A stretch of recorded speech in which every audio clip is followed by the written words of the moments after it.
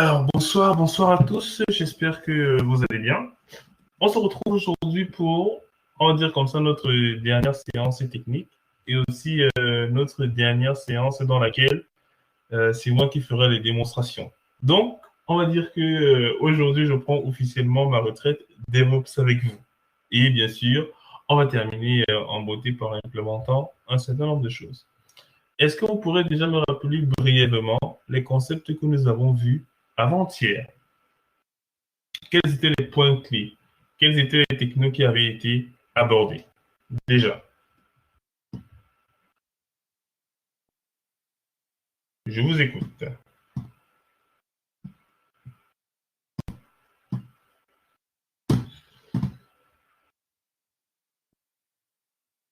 Le scan, oui.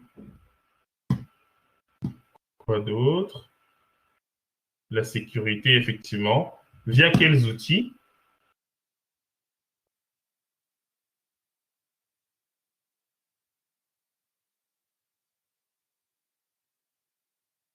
Via quels outils?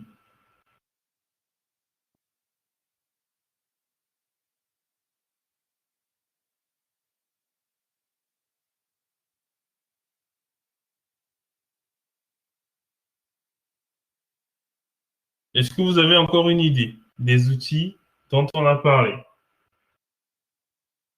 Vous savez bien qu'il devait avoir quelques oublis. Mais ce n'est pas grave. C'est pour ça que nous sommes là. Donc, nous allons implémenter des éléments de sécurité dans notre chaîne DevOps, dans notre pipeline. Et pour cette démonstration, nous n'allons pas mettre la sécurité à tous les niveaux. Nous ne sommes pas des experts sécurité, mais tout au moins, nous allons essayer d'implémenter quelques concepts qui ont été abordés. Et pour cette démo, devinez où est-ce que j'ai prévu mettre la partie sécurité. Et surtout, quel est le type de sécurité que je vais implémenter dans notre chaîne pipeline de student list. À quel niveau d'après vous est-ce que je vais mettre en place des éléments de sécurité comparativement à ce qu'on a vu avant-hier? D'après vous, ce sera à quel niveau? Alors, bien sûr, alors, au niveau du code, moi, je n'ai pas mis au niveau du code, mais ça aurait été possible. Au niveau du code. Entre cette étape-ci et cette étape-ci, qu'est-ce qui se passe entre les deux étapes? Qu'est-ce qui est produit? Oui, donc, entre l'étape de build et de test, qu'est-ce qui est produit?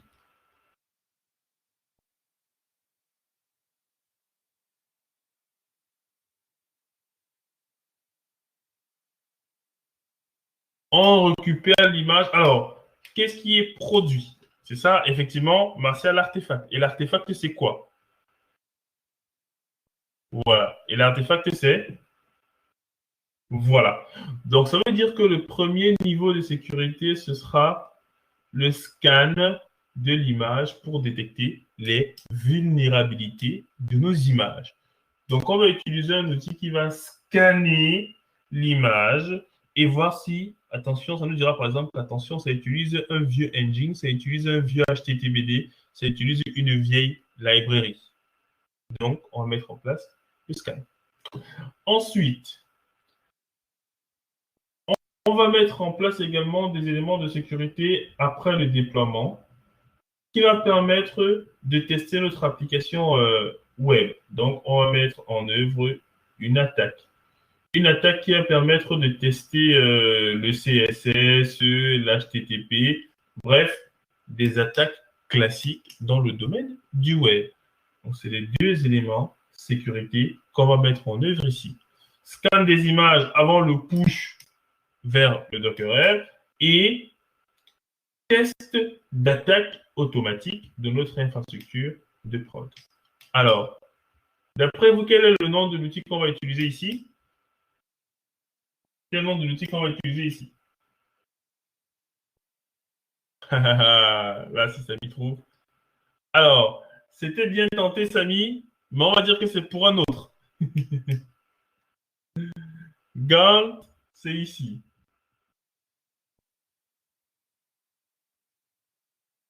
Et ici, on va utiliser...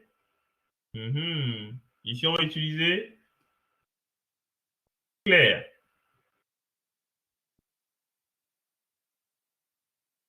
Donc, Claire, effectivement, c'est un outil de scan d'images Docker.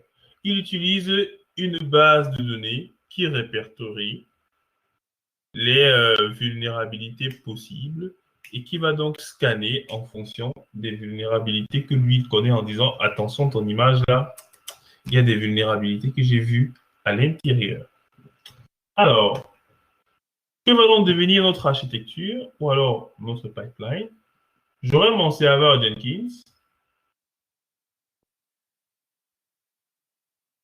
Ensuite, j'aurai mon serveur de build et j'aurai mon serveur de prod. Bien sûr, j'aurai toujours mon code sur GitHub. Attention, pour cette démo-ci, mon code se trouve sur un repository qui est privé sur GitHub. Je dis bien, il est privé. Donc, pour ceux qui voudront avoir accès, il faudra qu'ils m'écrivent un message pour que je donne accès dessus. Parce qu'il y a certains petits malins de Supinfo qui essaient de s'inspirer de ce que moi j'ai fait pour faire leur projet de soutenance sur la partie DevOps.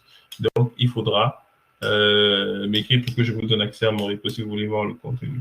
Ou alors, je pourrais exporter ce format zip et vous le donner et que vous le gardiez jalousement. Alors, donc mon code viendra ici.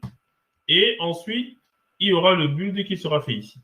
Lorsque le build de l'image sera fait, le conteneur Gantt et le conteneur clair, simplement, et le conteneur ClairDB seront déployés.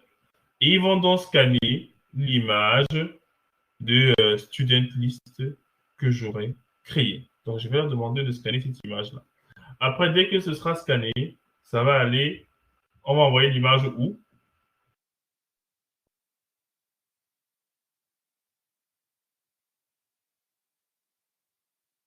On va envoyer l'image sur, effectivement, le registre I, le Docker Hub. Et dès que ce sera fait, on ira ensuite déployer les conteneurs student list en production. Et après, on lancera les tests Gantt pour tester les vulnérabilités de notre site Internet. Donc, on définira une attaque. Est-ce que c'est compris pour le scénario que nous essayons de dérouler ici? Vous voyez un peu le scénario? Donc là, on a mis des éléments de sécurité qui vont travailler de façon automatique, sans intervention des admins de sécurité. Et c'est bien ce qu'on expliquait avant-hier. Notre objectif, c'est d'automatiser, de faire la compliance as code. Donc, de codifier même les tests de sécurité qui seront exécutés. C'est tout bon pour vous?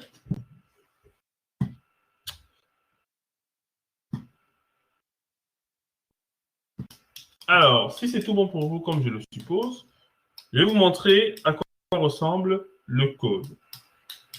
Il y a un playbook qui est apparu ici. Et le playbook en question s'appelle clair-scan.yml. À l'intérieur, je vais zoomer déjà. Voilà. À l'intérieur de ce playbook, bon, effectivement, je définis quelques variables, notamment l'image à scanner, donc l'image que je veux scanner, le tag de cette image, le serveur clair, c'est-à-dire la machine sur laquelle il va se connecter pour pouvoir scanner les conteneurs. L'image, on va dire comme cela, cette image ici. Donc, pré-task, je crée le conteneur ClairDB. Donc, bien sûr, je prends une version 2017, mais en entreprise, attention, vous allez prendre la version 2020. Moi, je n'ai pas tout simplement pris ça parce que j'avais déjà fait des tests avec la 2017. Mais vous pourrez prendre la version supérieure. Ensuite, je déploie également le conteneur qui va être à l'origine du scan. Donc, c'est lui, en fait, l'API qui va dérouler effectivement le scan en se connectant sur la base de données qui contient l'ensemble des vulnérabilités possibles. Ensuite, je vais définir les tasks. Donc là, parce que là, c'était l'après-task. Donc là, je sais que vous êtes déjà tous très bons en Ansible.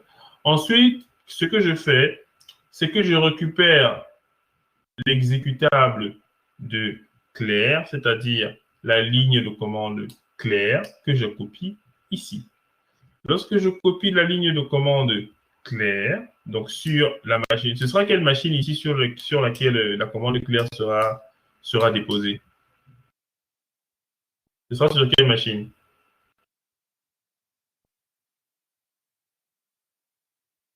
D'après ce playbook, où est-ce que l'exécutable de Claire sera déposé? Pas sur le Jenkins, regardez toujours sur la machine de build. Rappelez-vous, le build est fait à quel niveau? C'est pour cela que tout à l'heure, je vous ai fait une architecture pour vous montrer exactement où est-ce que chaque chose sera exécutée. On se comprend, Martial? Donc, toutes les opérations qui seront faites ici seront faites sur le serveur de build. Et ensuite, on lance donc le scan de l'image. En utilisant la commande bash, on appelle la commande donc Claire Scanner. Ensuite, on lui dit le fichier de reporting, c'est-à-dire là où il va stocker le report des vulnérabilités qu'il aura trouvé dans l'image.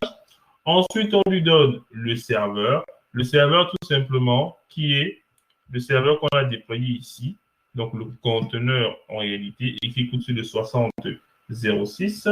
Et le Claire Server, c'est tout simplement l'adresse IP Docker de la machine locale, donc de la VM. Donc, on le met ici.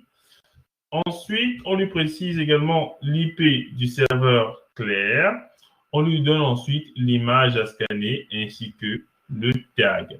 Et là, du coup, on lui dit, mets la sortie de cette commande-ci dans la variable scan output pour qu'il ne me l'affiche pas forcément à l'écran. Je lui demande de mettre cela ici. C'est l'instruction register. Register permet de récupérer le code d'une commande, pas le code, mais on va dire la sortie d'une commande et mettre cela ici. Et je lui dis qu'il ignore s'il y a éventuellement une erreur. Donc, si le code de retour de ma commande ici n'est pas 0, je lui dis continue quand même à exécuter. J'aurai le résultat ici. Maintenant, je peux exploiter ce résultat de plusieurs façons. Regardez ce que je fais. Je lui dis par exemple que, bon là j'ai commenté parce que si je mets cela, ça va me bloquer parce qu'il y a des vulnérabilités, hein, je vous le dis déjà. Donc, je lui dis, mets-moi un message de fail si dans la sortie que j'ai ici, j'ai des vulnérabilités qui commencent par VCE-2018. Donc là, maintenant, je peux décider de ce qui doit arrêter en fait mon pipeline. Donc, ne même pas envoyer en production. Ne pas envoyer, pardon, sur le Docker. C'est vraiment ça en fait qu'on essaie de faire. Or, moi, j'ai commenté ici pour que tout simplement, ils me le mettent dans la variable iscan et après, je vous montrerai le résultat. Donc là, c'est la partie scanner. C'est la partie scan.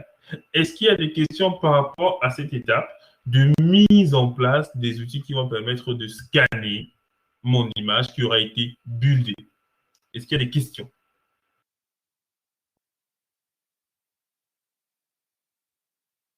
Pas de questions? Très bien dans ce cas. Alors, ensuite, Chirac aura peut-être une question. Oui, Chirac, je t'écoute.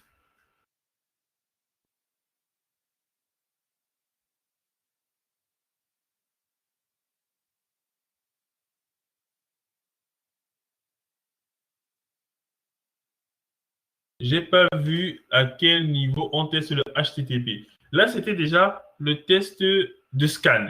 Maintenant, on va voir le test de HTTP. Là, on va voir l'attaque. C'est maintenant qu'on va voir cela. Et du coup, je vais vous le montrer. Donc, si c'est déjà bon pour la partie scan, je vais repartir dans mon Jenkins file. Et à l'intérieur de mon Jenkins file, je vais vous montrer un peu ce qui se passe.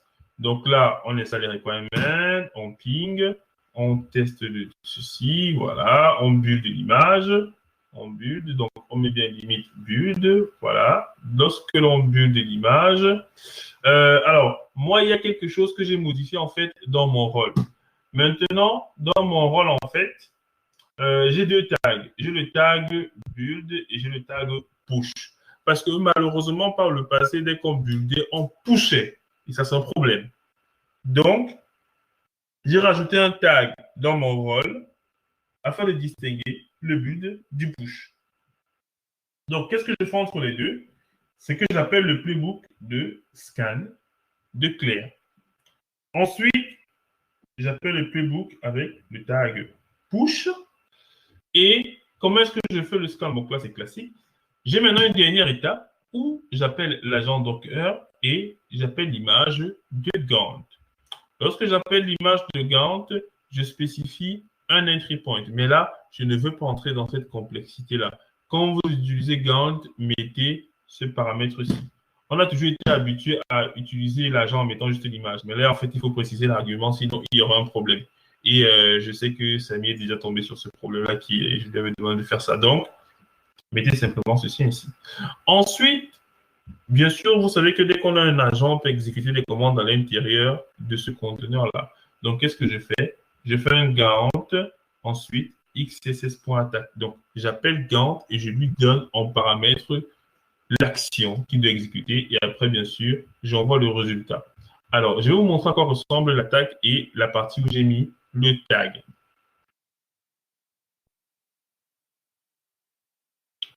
Alors, donc, la partie où j'ai mis l'attaque, c'est ici. C'est une attaque classique. Et les éléments que moi j'ai mis, c'est tout simplement l'URL de mon serveur de production. C'est tout. Où mon application, en fait, va répondre. Maintenant, à l'intérieur, lui, il exécute, en fait, une attaque de type XSS. Voilà. Il va checker le XSS. Il va réaliser quelques tests de vulnérabilité pour voir s'il n'y a pas de failles XSS. Voilà. Là, c'est vraiment au niveau applicatif qu'ils comprennent cela. Mais tout au moins, ils utilisent Anarchy. Anarchy, c'est un outil de test de vulnérabilité de serveur web. Et c'est donc lui que j'appelle ici. Et je lui donne en paramètre l'URL. L'URL que j'ai défini là. Là, c'est un exemple d'attaque. C'est juste pour que vous ayez une vision à la fin de cette formation de comment est-ce qu'on peut mettre en place l'aspect sécurité. Et ensuite, je vais vous montrer la modification que j'ai faite sur mon rôle. Rôle. Voilà. Student list. Voilà. Main. Alors, regardez maintenant sur la partie build. Sur la partie build, je n'ai plus mis push égale à yes. Regardez, avant ici, en fait, il y avait également push égale à yes. Si vous regardez vos playbooks. Maintenant, il n'est plus là. Donc, ça veut dire que le build est différent maintenant du push. Bon, normalement, j'aurais dû mettre push ici. Il faut que je modifie mon playbook. Mais là, maintenant, vous voyez que ça répond au tag push. Donc, j'ai séparé, en fait, les deux opérations. Pour que quand je dise build, il build juste, sans pousser. Et quand je dis push, qu'il push à ce moment-là. Est-ce que vous avez des questions par rapport au code que j'ai réalisé ici? Que ce soit pour l'aspect clair ou alors pour le travail que j'ai réalisé avec Gantt. Donc, ce que vous devez retenir, c'est que Claire, c'est un outil qui permet de scanner les images Docker. Et ce que moi je fais, donc, c'est que je déploie deux conteneurs. Un conteneur qui en réalité est l'API de scan et la base de données qui est tout simplement le réservoir du référentiel des failles de sécurité qui sont connues. Et donc, du coup, ça va simplement tester ensuite. Et j'ai également copié la ligne de commande claire que j'appelle ensuite dans mon playbook ici.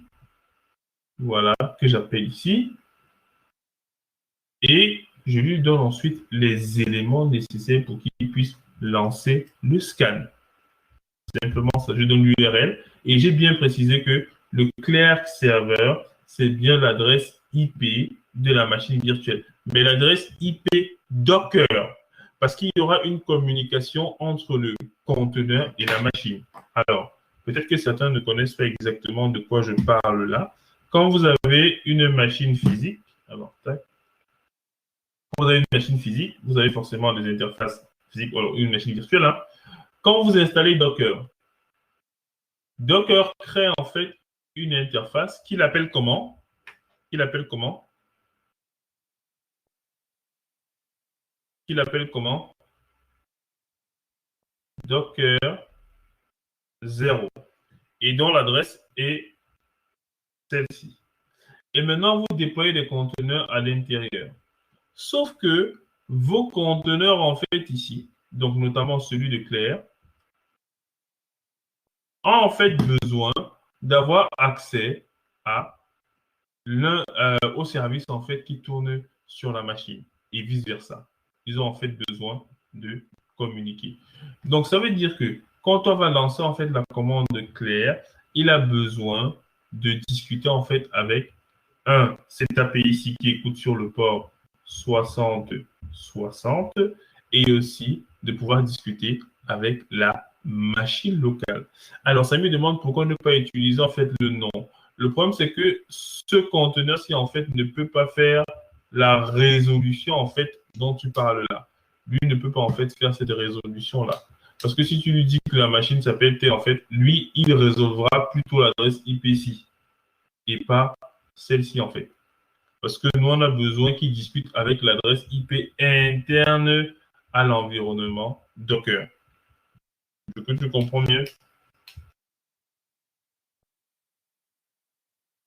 Hein? Mais l'adresse peut changer. Non, cette adresse Docker 0 ne change pas du coup. Celle de cette interface ne change jamais. Donc, c'est donné lors de l'installation de Docker. Donc, il met toujours sur toutes les machines. Et je pense que même sur vos machines, ce sera le cas. Donc, la Docker 0, il donne toujours cette adresse IP-là. Mais si ça change, vous me direz, hein, mais ça m'étonnerait beaucoup parce que cette adresse est bien connue parce que Docker le crée par défaut. Voilà, je pense que Docker le crée par défaut. Donc, il faut fournir en fait certains paramètres à Claire pour qu'il puisse réaliser le scan. Et ce sont les paramètres là qu'on lui a fournis en fait ici. 6060, c'est le conteneur Claire ici, et là, c'est le conteneur base donnée. Donc, lui, il va se connecter à lui. Pardon. Lui, par contre, pardon, il va se connecter à lui. C'est là, le scan, voilà. Donc, c'est lui l'API et c'est lui la base donnée. Donc, lui va se connecter à lui, et comme il écoute sur le 6060, en fait, la commande Claire va donc utiliser l'API pour pouvoir scanner l'image en question. Est-ce que c'est bon pour les deux mécanismes que je vous ai présentés là? C'est bon? Il n'y a pas de questions? Vous devez bien les saisir. Même si les outils sont nouveaux pour vous et que je ne vous demande pas forcément de tous les maîtriser, mais vous devez au moins savoir quelles sont les actions de sécurité qu'on peut mettre en œuvre lorsqu'on met en place une chaîne CI/CD. Donc, ce sont simplement des exemples. Vous en avez des milliers, des centaines, voilà. C'est à vous maintenant de voir. Donc, vous pouvez taper simplement sur Internet, hein, Claire, Docker Image. Vous tombez sur la documentation qui va bien, voilà, qui explique un peu comment est-ce qu'on l'utilise. Donc, vous tombez sur le Git, et vous voyez tout simplement comment est-ce que ça s'utilise. Donc, ça, c'est la partie Gantt. Donc, maintenant, si on met Gantt, Gantt, voilà, XSS attaque. Vous tombez sur la documentation parce que Gantt, c'est un outil général, mais permet de lancer des attaques spécialisées. Donc, si je vais sur Gantt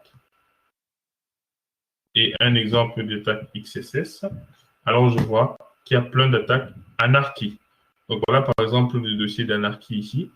Voilà, j'ai plusieurs exemples d'attaques qui peuvent être faites avec Gantt. Je peux avoir des attaques de type cœur, je peux avoir des attaques de type anarchie, je peux avoir des attaques de type Heartbeat, je peux avoir des attaques de type SQL Map, Squeeze. Donc, je peux avoir plusieurs types d'attaques avec Gantt.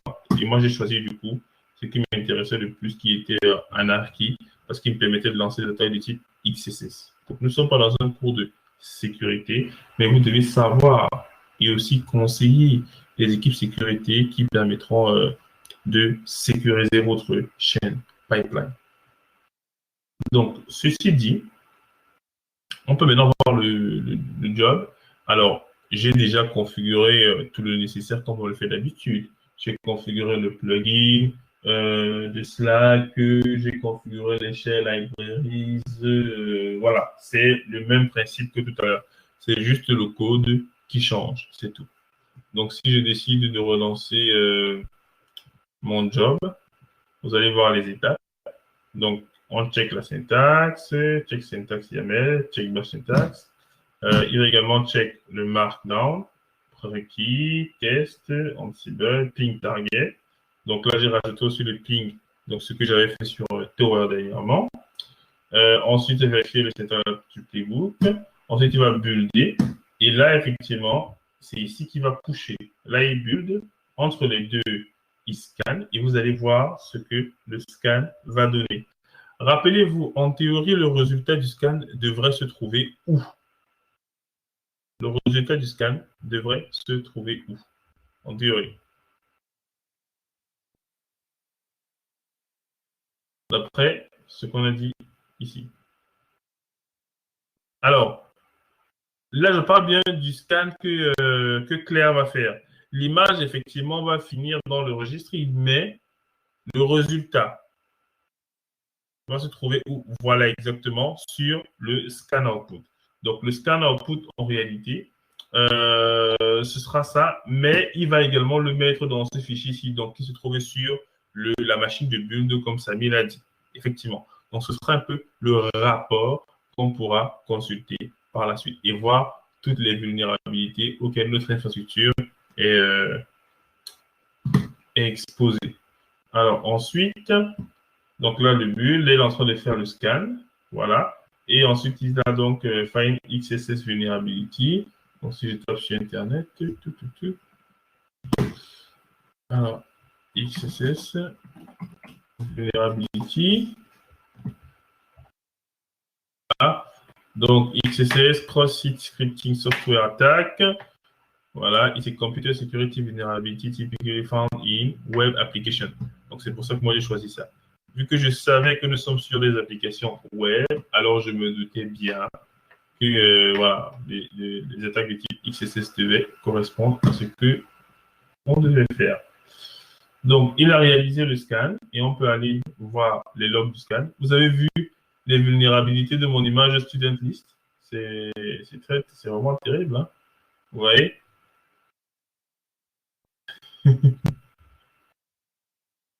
C'est quand même beaucoup. Voilà. Il y a beaucoup de vulnérabilités. Et c'est le même rapport, en fait, que je verrai dans le fichier qu'il a déposé sur ma machine de build. Donc, ça, c'est l'ensemble de mes vulnérabilités de mon image. J'ai même des CVE qui datent de 2013. Donc, pour vous dire que là, on n'est pas très, très bon. Mais voilà. Il y a beaucoup de failles de sécurité dans cette histoire. Mais je m'y attendais un peu. Parce que bon, voilà, on ne peut pas avoir une infrastructure complètement parfaite. Du coup, ça signifie quoi? Bonne question, Chirac. Alors, dans le domaine de la sécurité informatique, toutes les failles de sécurité se trouvent quelque part, sont référencées en fait. Donc, si votre question c'est quoi CVE, Vulnerability, en fait, vous avez sur ce site-ci l'ensemble des CVE Details. Voilà. Donc, sur CVE Details, vous avez en réalité l'ensemble des vulnérabilités qui existent pour tous les outils du monde. Si je tape par exemple Docker, voilà, il va me chercher l'ensemble des vulnérabilités connues dans le cas de Docker. Et à chaque fois qu'une vulnérabilité est connue, alors on lui donne un ID ainsi. Est-ce que c'est plus compréhensible pour Chirac et Luciane?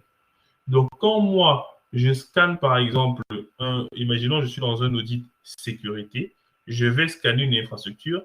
Dès que je tombe sur des CVE, alors je sais que ça donne lieu à des vulnérabilités connues. Et il me suffit de venir taper cela ici. Alors, tac, tac, tac. Voilà. Voilà. Si je viens ici, je tape là.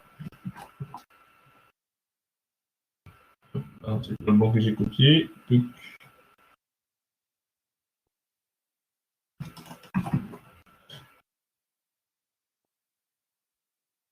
Voilà, vous voyez. Nécessaire, invalid size, machin 10. Vous voyez, et donc je peux venir étudier la vulnérabilité que j'ai trouvée. Et maintenant, je peux chercher comment je vais l'exploiter. Alors, donc, à ce jour, la plupart des vulnérabilités sont connues. Oui, la plupart, bon, en attendant que les hackers les trouvent, mais oui, beaucoup de failles qui ont été trouvées ont été référencées ici. Tout à fait. Beaucoup de failles ont été référencées sur ce site-ci. Yes. Donc, c'est vraiment, on va dire, un bon outil. Et du coup, il y a donc beaucoup d'outils qui se basent dessus, en fait, qui se basent dessus pour dire ce qui va et ce qui ne va pas. On peut faire un tour sur la machine de bulle de voir pour afficher le contenu. Ça donne des idées d'attaque. Oui, alors, c'est pour ça que tous les outils de sécurité là vont souvent, lors du moment du scan, en fait, vous donner l'ensemble des vulnérabilités qui sont en fait référencées dans ces outils-ci. Et quand vous savez déjà quelle est la vulnérabilité, vous baladez sur la machine.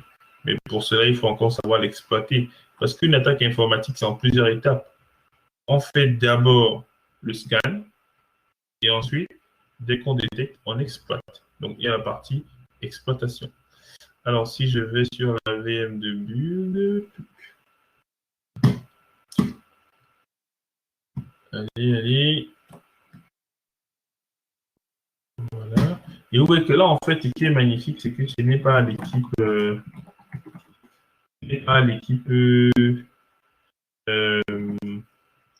sécurité, en fait, d'être toujours derrière nous. Non. Dès qu'ils ont automatisé cela, c'est déjà bon. Donc, student, JSON, voilà. Donc, je peux voir ce qu'il a en fait détecté comme vulnérabilité. Vous voyez, c'est vraiment pas mal. Donc là, je suis encore juste en train de remonter la liste. Là, c'est en format JSON, mais je vois déjà, voilà, par exemple, les éléments qui sont non approuvés. Donc, on approuve. Voilà. Donc, 2019, 2020, blablabla. Voilà. Donc, il n'est pas très content. Alors, on va descendre un peu plus vite parce que je sens que sinon, on ne finira jamais. Voilà. Ensuite, il nous donne les vulnérabilités qu'il a détectées par rapport à quelle image. Parce que c'est aussi ça qui est magnifique. C'est que, en fait, quand vous lui donnez une image à scanner, il va décomposer en fait cette image-là en couches, en ces différentes couches. Et il va exécuter également ces couches-là, en fait. Donc, il va en fait créer des conteneurs à partir de ces couches-là et voir exactement quelle est la couche qui pose problème. Parce que notre image, en fait, l'image qu'on utilise pour Student List, pour l'API de Student List, en fait, ça provient d'un déviant. Et du coup, il dit déjà de quelle couche ça vient. Et il dit si la sévérité, est-ce que c'est négligeable, est-ce que c'est critique, est-ce que c'est low, est-ce que, etc., etc. Donc, ça, c'est les informations qu'il nous donne par rapport à cela. Alors, donc maintenant, ce sont les experts sécurité en fait qui vont interpréter ces résultats-là, parce que c'est eux généralement qui vont mettre cela en place. Mais vous, en tant que DevOps, vous devez toujours garder à l'esprit que c'est de votre rôle d'être force de proposition sans pour autant maîtriser les outils concernés. Et je sens que Lucienne risque de mettre ça sur son actu. Alors, ensuite, vous avez l'attaque pour chercher des vulnérabilités sur la partie XSS. Donc, c'est l'attaque qu'on a lancée. Donc, j'ai lancé deux commandes. La première commande, c'est Garant-moi ma version. Vous l'avez vu. C'est juste pour voir la version. Voilà. Bon, je m'en fous un peu. Ensuite, j'ai lancé la commande Garant XSS attaque. Donc, il a testé des choses. Il a testé un scénario et il a fait en 4 étapes. Voilà.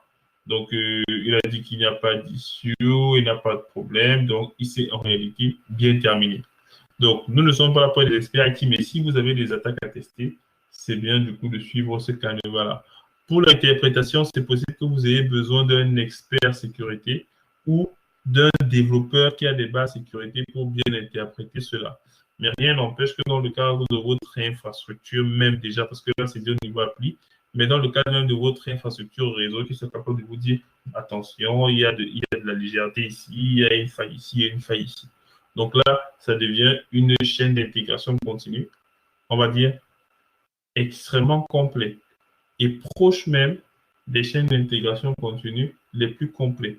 Parce qu'on a fait la chaîne DevOps et maintenant on ajoute la partie sécurité afin de s'assurer que dans un premier temps, les artefacts qui ont été produits sont quand même acceptables.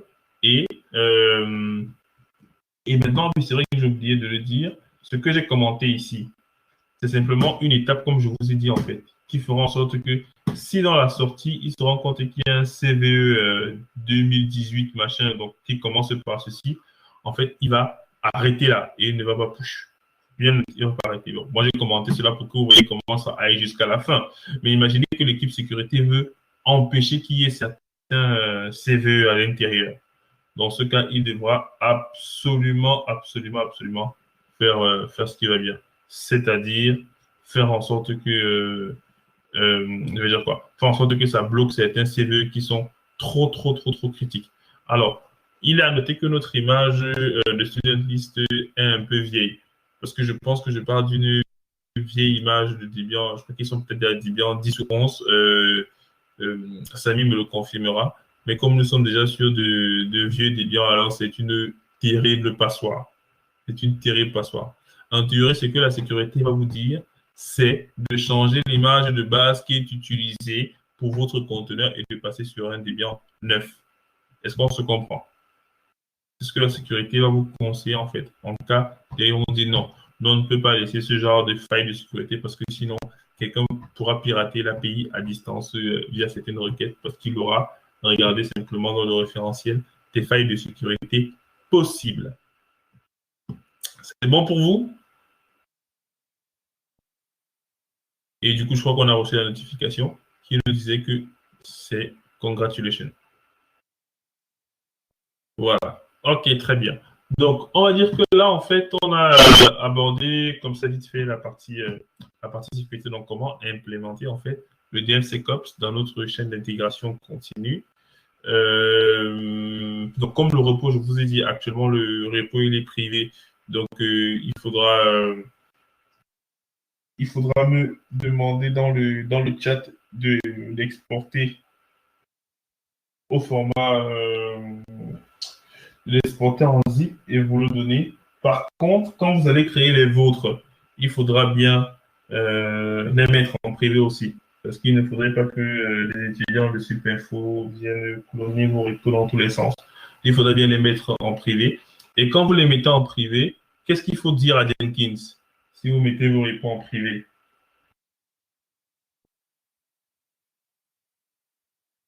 Voilà, très bien, Samy. Donc, il faudra bien définir des credentials GitHub. Donc, si je vais dans mon projet, voilà, si je vais dans ma configuration de mon repo, donc de mon job, si je vais dans la partie du code, voilà. Dans cette partie, quand je vais récupérer mon code, je précise bien mes credentials GitHub. Voilà, parce que là, on essaie déjà de sécuriser notre code. Donc, vous ne devez pas être choqué par cela. Donc voilà, on va dire que c'est ma dernière présentation technique concernant cette formation.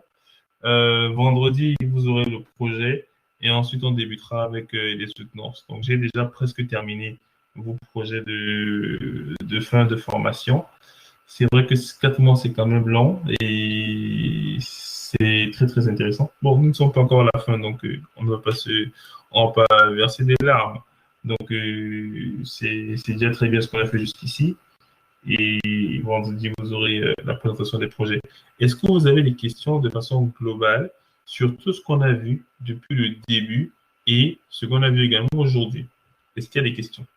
Vous savez que je suis toujours disponible sur les différentes plateformes.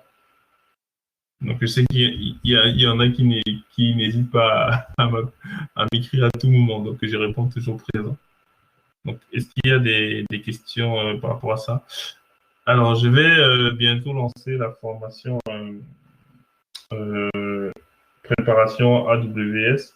Donc, je sais qu'il y a déjà 2-3 personnes qui m'ont dit qu'ils sont intéressées. Ce sera vraiment une formation rapide de 4 soirées pour préparer les gens à la certification Amazon Cloud Practitioner. Donc, si on a d'autres, parce que j'ai déjà répertorié ceux qui m'ont dit qu'ils sont intéressés, donc s'il y en a d'autres qui sont intéressés, qui m'écrivent en privé sur Slack, donc c'est une formation qui coûtera 30 euros et qui vous permettra de passer déjà la première certification qui atteste que vous connaissez un peu le cloud et AWS. Alors, les questions viendront sûrement même après le cours. Oui, pas de souci, je reste toujours disponible, toujours disponible. Vous aurez l'enregistrement tout à l'heure comme d'habitude. Sur ce, je vous souhaite une très très bonne soirée et je vous dis à vendredi pour la présentation des projets de fin d'études. Allez, ciao ciao mesdames et messieurs et aussi chef de classe Lisiane.